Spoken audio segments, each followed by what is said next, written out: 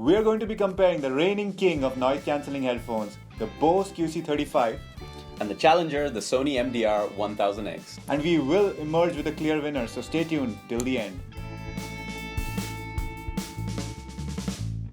Wires are so 2016 and wireless headphones are on their way to becoming mainstream. Speaking of mainstream, the Bose QC35s are like YouTube tech reviewers. They're all over the place, and it's time someone challenged the status quo. And that's exactly what Sony is trying to do with its MDR 1000X. Speaking of the Sony MDR 1000X, check out a review and a comparison with the Bowers & Wilkins P7 wireless, and we'll be linking those on the screen in the description below. On with the comparison. Since these are noise cancelling headphones, let's start with that. How do they perform?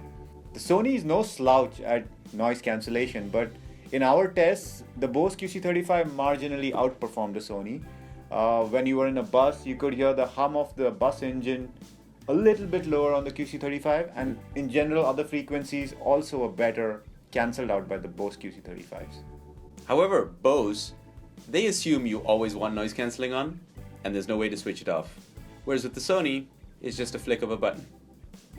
Does that make you Bose? Hey Kevin! Kevin! It's freaking annoying! It's like talking to someone across the aisle on an airplane while it's in the air, with the engines on and everything. The Sony one-ups the Bose in the noise cancelling department by providing different noise cancelling modes. You can carry on a conversation in ambient voice mode or listen to outside sounds in the ambient normal mode. And you can switch noise cancellation off. And a neat party trick is the hand over ear feature. It pauses the audio and turns off the noise cancellation. Not that you would use it in a party. Unless you want to look like you're slapping yourself repeatedly on your right ear. But noise cancellation needs great sounding headphones. So how did they do? The Sony have a flatter EQ shape while listening to them wirelessly.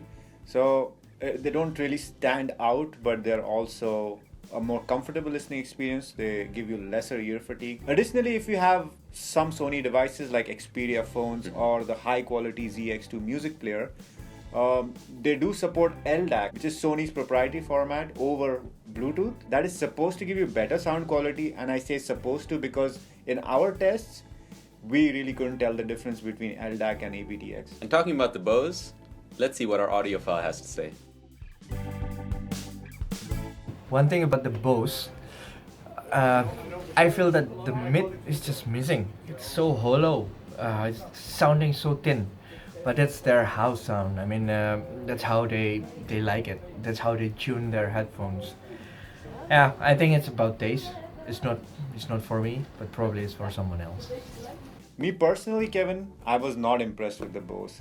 To begin with, the low end is good, so for bass nerds, yay. But if you are a music purist living in 2017 and you want good sounding headphones, these are not it. I could clearly hear compression artifacts, and especially in rock music, which I like. I was listening to Megadeth's Dystopia and Animals as Leaders Cascade. The snare drums, you could really hear that the compression was ruining the sound. And aptX enables you to get better sound quality over a Bluetooth connection. And I thought about TJC's comment, sorry if I'm pronouncing your name wrong, when I actually heard the differences. You can really hear that aptX enhances the sound over Bluetooth.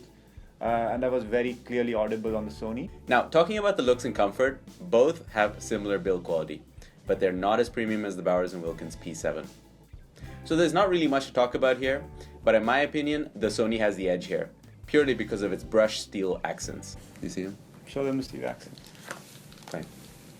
Those are the steel accents. If size is a big issue, and it's not for me, the Sonys are a bit larger with or without the case than the QC35s. In terms of comfort, we thought they were pretty much the same. Both are quite comfortable to wear. When talking about the button placement, I really like the power button on the ugly Bose over here.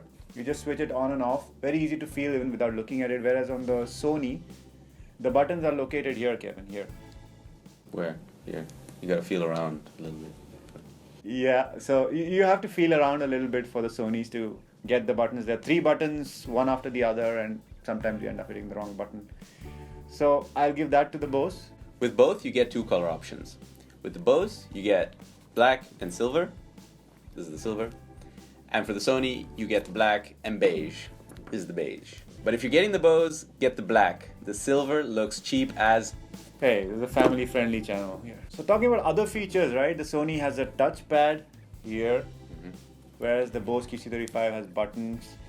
End of the day, it's a nice feature a la the Parrot series. It doesn't add anything in terms of functionality. It's just user input using a different method. So The Bose is great at pairing and gives you audible feedback about which device is connected, which is a handy feature. Bose also outperforms the Sony in terms of call quality, and it gives a voice notification about who's calling, so you don't have to dig your phone out of your pocket. another gripe I have with the Sony when talking about voice feedback is the voice messages take way too long. Noise cancellation off. It doesn't pause the music or the podcast in the meanwhile. You end up missing that portion of the music, so it can be quite annoying. So this brings us to the question, to buy? Or not to buy. And just a quick reminder guys, if you want to see more videos like this, make sure to hit that subscribe button and turn on notifications. The QC35 at the time of shooting this video is about 20% cheaper than the Sony. Check out the links in the description below for the latest prices. And be sure to use those links when shopping on Amazon to help out our channel. It doesn't cost you anything. Coming to the buying decision, you should buy the Bose QC35 if 1. You're on a tight budget and the price difference is really important to you. 2.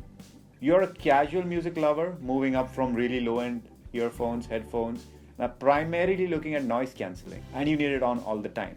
3. You have a lot of devices you switch between and that is also very important to you. And 4. You really dig the Bose sound signature.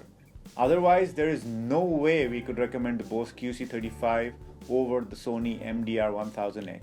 The Sony sounds way better with its aptX support wirelessly, and even though the noise cancellation was marginally worse, the focus on sound quality, the great looks, and the additional noise cancelling modes make it a clear winner in our book. So that's it. That's the recommendation. The Sony MDR 1000X wins.